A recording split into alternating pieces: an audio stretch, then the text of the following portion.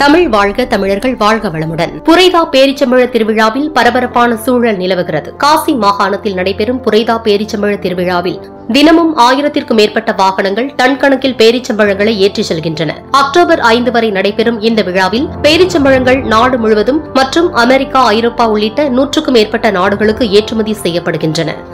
காசிம் பகுதி ஆண்டுதோறும் 3,90,000 டன் பேரிச்சம்பழம் உற்பத்தி செய்து நாட்டின் மொத்த உற்பத்தியில் முக்கிய பங்காற்றுகிறது. விவசாயிகள் 2 மில்லியன் பனை மரங்களை நடுவதன் மூலம் விஷன் 2030 இலக்கை ஆதரித்து உள்ளூர் மற்றும் சர்வதேச சந்தைகளுக்கு தினமும் 500க்கும் மேற்பட்ட லாரிகள் பேரிச்சம்பழங்களை விநியோகிக்கின்றனர்.